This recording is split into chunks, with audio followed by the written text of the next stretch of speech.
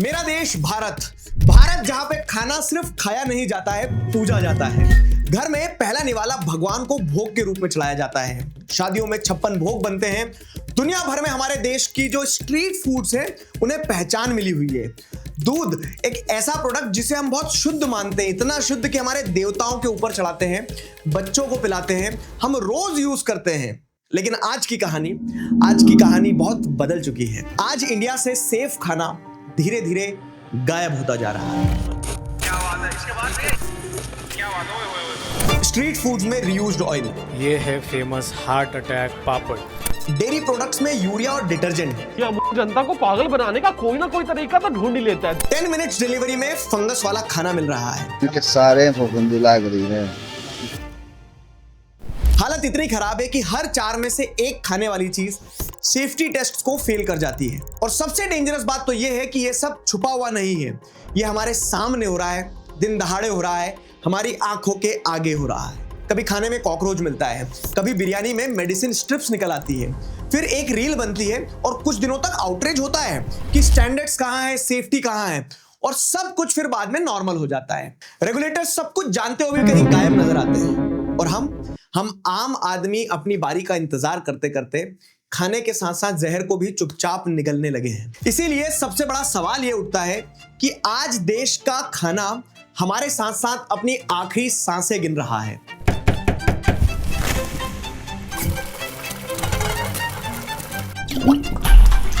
Hello everyone, मेरा नाम है दिगराज सिंह राजपूत और स्वागत है आप सभी का आज के इस वीडियो में। लेकिन वीडियो स्टार्ट करने से पहले आप कमेंट्स में मुझे यह बताओगे कि लास्ट टाइम बाहर का खाना खाने पर आप कब बीमार पड़े थे। इंडिया दुनिया का सबसे बड़ा डेयरी प्रोड्यूसर है और ये हम गर्व से कहते हैं। मगर कुछ दिनों पहले एक वीडियो वायरल हुई थी जिसमें ट्रस्टिफाइड ने ये क्लेम किया था कि अमूल मस्ती दही, खासकर पाउच वाली वेरिएंट जो आती है, वो क्वालिटी टेस्ट में फेल हो गई थी अगर कंपेयर किया जाए उसे कप वाले वर्जन से। जो अमूल पाउच वाला वेरिएंट था उसमें हाइजीन प्रोसेस को लेके कुछ पैरामीटर्स ऐसे निकले थे जो कि काफी गुना ज्यादा पाए गए थे। पाउच वाला वेरिएंट फेल हो गया था। उस वीडियो पर लाखों व्यूज आए, लोग पैनिक भी हुए और हर जगह कंफ्यूजन फैल गई, जिसके बाद में अमूल ने तुरंत जवाब दिया और उस क्लेम को मिस इन्फॉर्मेशन बताया। पर फिर सवाल उठाया गया कि सच क्या है, और सच शायद आपको और ज्यादा शॉक कर देगा, क्योंकि पहली कंट्रोवर्सी के बाद ट्रस्टिफाइड ने एक बार फिर से इंडिपेंडेंट ब्लाइंड लैब टेस्ट किया और दोबारा पाउच वेरिएंट पर फोकस किया। और रिजल्ट्स क्या थे? रिपोर्ट्स के अकॉर्डिंग पाउच वेरिएंट में फिर से कंसर्निंग रिजल्ट्स मिलते हैं, जहां कॉलीफॉर्म्स और यीस्ट एंड मोल्ड्स के लेवल FSSAI की लिमिट से कहीं ऊपर डिटेक्ट हुए।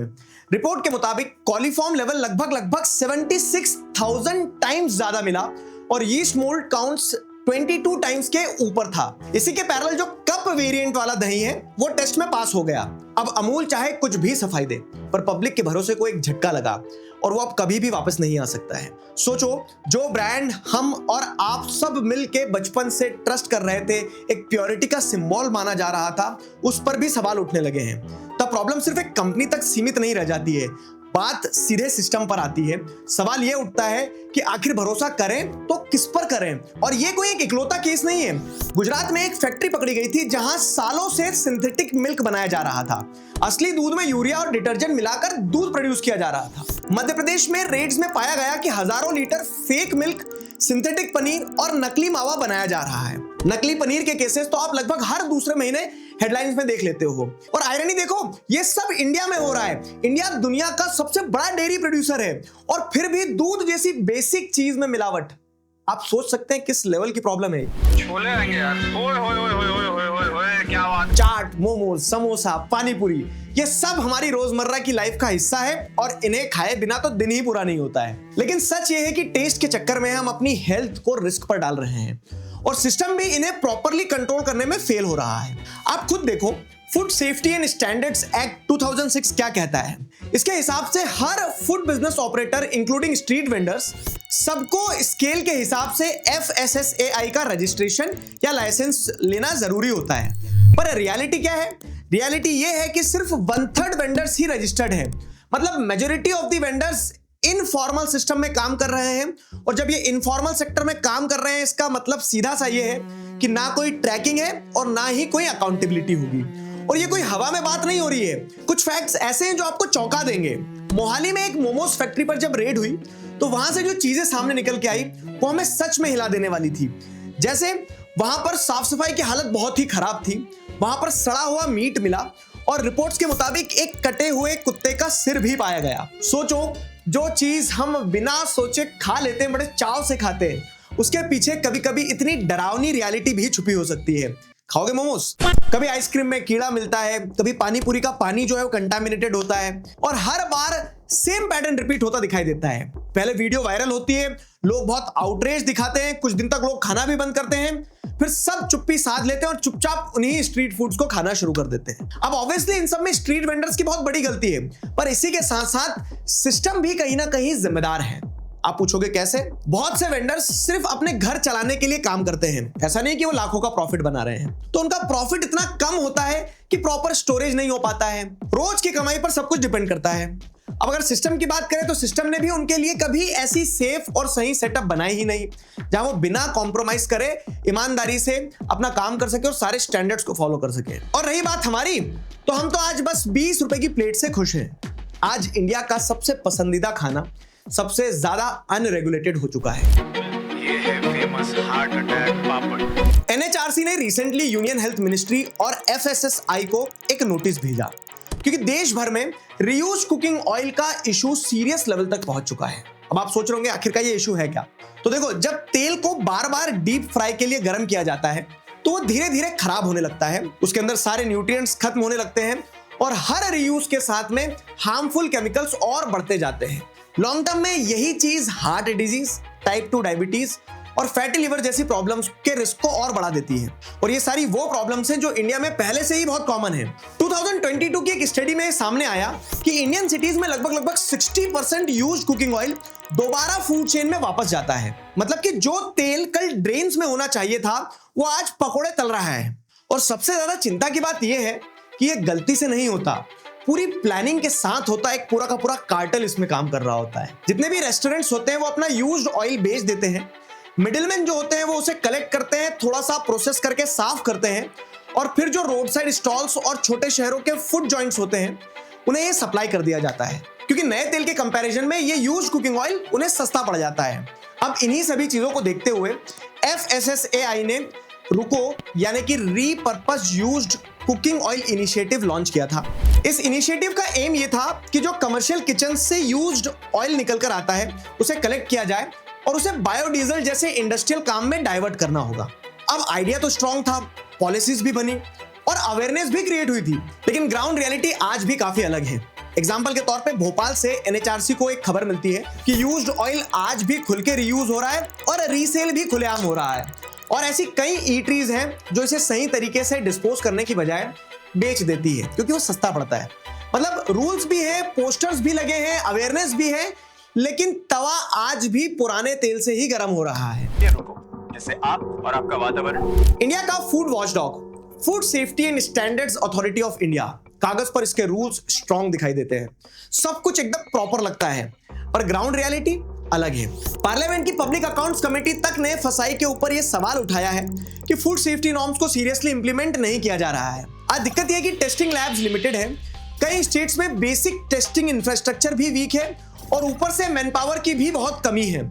सीधा सा मतलब यह है कि सिस्टम जितना बड़ा होना चाहिए था उतना है नहीं और प्रॉब्लम उनसे कई ज्यादा तेज और बड़ी हो चुकी है। पॉलिसी डिलेज भी बार बार सामने आए हैं। फ्रंट ऑफ पैक लेबलिंग जैसी बातें सालों से डिस्कशन में है, पर इंप्लीमेंटेशन हमेशा से स्लो ही रहा है। ओआरएस वाली कंट्रोवर्सी तो याद ही होगी ना, मतलब मिसलीडिंग लेबलिंग पर एक्शन हुआ, फिर मैटर लीगल कॉम्प्लिकेशंस में जाके अटक गया और ऐसे कई केसेस में पब्लिक कंफ्यूज ही हो जाती है कि प्रोडक्ट को यूज करना भी है या नहीं करना है। एफएसएसएआई एक सेंट्रल बॉडी है, लेकिन ग्राउंड पर एग्जीक्यूशन ज्यादातर स्टेट्स करती है। इसीलिए हमें देखने को मिलता है कि कहीं पर स्ट्रिक्ट रेड्स होती है और कहीं पर पूरी खामोशी रहती है। आज हमारा सिस्टम ज्यादातर रिएक्टिव है, प्रोएक्टिव कम है। शुक्र है मैं आलू टिक्की है सिर्फ 25 रुपए में। हम अक्सर ये मान लेते हैं कि स्ट्रीट फूड जो होता है वो रिस्की होता है और जो ब्रांड्स होते हैं वो सेफ होते हैं। हमें ये लगता है कि जैसे प्रॉब्लम सिर्फ गलियों तक ही लिमिटेड हो, लेकिन सच थोड़ा कॉम्प्लिकेटेड है। रिसेंटली जयपुर के मैकडॉनल्ड्स गौरव टावर आउटलेट में 40 किलो सड़े हुए टमाटर और अनसेफ कुकिंग ऑयल पकड़ा गया। और हाँ, ध्यान रखिएगा ये एक ग्लोबल ब्रांड है। होली से पहले FSSAI ने लखनऊ के फैजुल्लागंज के एक हल्दीराम लिंक्ड वेयर हाउस पर जब रेड मारी तो वहां से 112 किलो एक्सपायर्ड मिठाई मिली। सोन पापड़ी और राजभोग जैसी मिठाइयों को तो वहीं डिस्ट्रॉय कर दिया गया और पेड़ा, रसगुल्ला, गुलाब जामुन, पेठा, गुजिया, इन सभी के सैंपल्स को टेस्टिंग के लिए सील कर दिया गया। अब आप सोचो कि हल्दीराम जैसे ब्रांड का भी ये हाल हो चुका है। लेकिन आज प्रॉब्लम किसी एक वेंडर तक सीमित नहीं है, ये एक सिस्टम लेवल की दिक्कत है। यहाँ कंज्यूमर साइकोलॉजी काम करती है। ब्रांड का नाम दिखा और ट्रस्ट अपने आप आ गया। कंपनीज को ये बात बहुत अच्छी तरह से पता है, इसीलिए ब्रांडिंग पर हैवी पैसा खर्च होता है, बट ट्रांसपेरेंसी पर और क्वालिटी पर उतना स्ट्रॉन्ग स्टैंड कभी नहीं लिया जाता। पैकेजिंग प्रीमियम होती है, लेकिन अंदर कभी कभी कॉम्प्रोमाइज छुपा होता है। हैदराबाद के क्विक कॉमर्स के वेयरहाउस के इंस्पेक्शन में लगभग 2000 एक्सपायर्ड और मिस ब्रांडेड फूड आइटम्स मिले हैं और 76 किलो पहले से पका हुआ खाना, सड़े हुए वेजिटेबल्स और एक्सपायर्ड प्रोडक्ट्स मिले हैं। ज़ेप्टो के साथ साथ ब्लिंकिट के भी कुछ वेयरहाउसेस के लाइसेंस सस्पेंड किए गए हैं। और ये सिर्फ एक दो रेट्स की बात नहीं है, प्रॉब्लम थोड़ी सी स्ट्रक्चरल सी दिखाई देती है, क्योंकि क्विक कॉमर्स का मॉडल ही स्पीड पर बिल्ट है। सेफ्टी कभी कभी सेकंड प्रायोरिटी बन जाती है। यहाँ पर जो डार्क स्टोर्स होते हैं उनमें ना प्रॉपर सनलाइट पहुंच पाती है और ना ही पब्लिक विजिबिलिटी होती है। ऊपर से फास्ट डिलीवरी का प्रेशर अलग होता है। देखो, रेस्टोरेंट्स तो सामने होते हैं, आप उन्हें इंस्पेक्ट कर सकते हो, उन्हें देख सकते हो, पर वेयरहाउस पर्दे के पीछे रहते हैं। क्या हो रहा है किसी को नहीं पता। क्विक कॉमर्स के साथ एक और बड़ी प्रॉब्लम आती है और वो है फ्रोजन फूड। कई बार जो खाना हम ऑर्डर करते हैं वो पहले से कई दिनों तक कोल्ड स्टोरेज में पैक्ड पड़ा होता है और जब वो 10-15 मिनट में हमारे घर तक पहुंच रहा होता है तो हम इस गलत फहमी में रहते हैं कि हम फ्रेश खाना खा रहे हैं। आज हम खाना नहीं खरीद रहे, पैकेजिंग पर लिखे प्रॉमिस खरीद रहे हैं। हर बाइट के साथ एक सवाल अंदर जा रहा है, ये खाना है या एक कॉम्प्रोमाइज। अगर थोड़ा जूम आउट करके देखें तो पिक्चर और क्लियर हो जाती है। इंडिया का फूड सिस्टम एकदम से कोलैप्स नहीं हो रहा, बल्कि धीरे धीरे अंदर से कमजोर हो रहा है। लो प्राइस, हाई डिमांड और वीक इन्फोर्समेंट जब एक साथ आते हैं तो क्वालिटी अपने आप गिरने लग जाती है। ये सच सुनने में थोड़ा कड़वा है। क्यों? क्योंकि गलती सिर्फ गवर्नमेंट की नहीं है, सिर्फ ब्रांड्स की नहीं है और सिर्फ वेंडर्स की भी नहीं है। सिस्टम का हर एक लेयर कहीं ना कहीं कॉम्प्रोमाइज कर रहा है।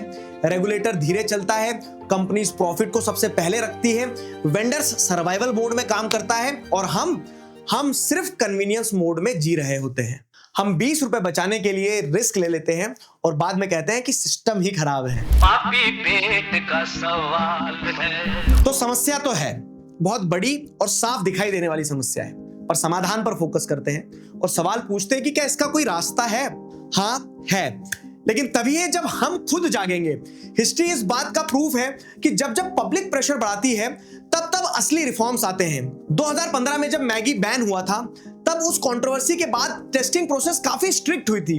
आज भी सॉल्यूशन कोई रॉकेट साइंस नहीं है, बस हमें थोड़ा और ज्यादा अवेयर होना होगा, गलत चीज को गलत कहकर उस पर आवाज उठानी होगी और सिस्टम से क्लियर अकाउंटेबिलिटी मांगनी होगी। क्योंकि हमें यहाँ एक बात समझनी होगी कि ये खाना कोई लग्जरी नहीं है, ये हमारा बेसिक राइट है। और अगर खाना ही अनसेफ हो गया तो फिर डेवलपमेंट का मतलब ही क्या रह जाएगा।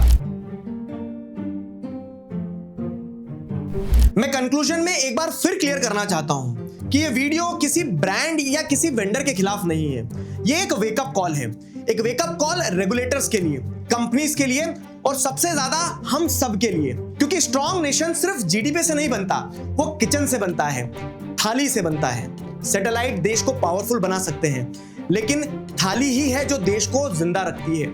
और जिस देश के खाने की थाली अनसेफ हो गई, उस देश का फ्यूचर भी सेफ नहीं रहेगा। तो इस पर आपके क्या विचार है हमें कमेंट्स में जरूर बताइए।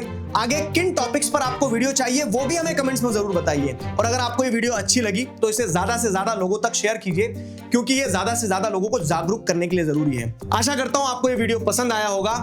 मिलते हैं नेक्स्ट वीडियो में, तब तक मुस्कुराते रहिए। जय हिंद।